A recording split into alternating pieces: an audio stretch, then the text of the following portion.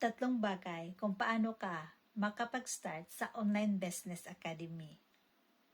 By the way, my name is Juby Ambong, OFW right now dito sa Singapore.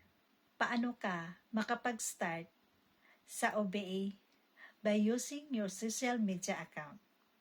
Una, ang cellphone right now na ginagamit mo.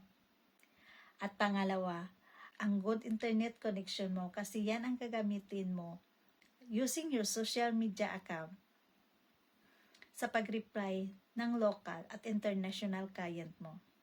Pangatlo, may user ID ka kasi yan ang access mo para makapag-start ka sa Online Business Academy. At doon mo matatrack lahat ng transaction mo at doon rin papasok ang income mo.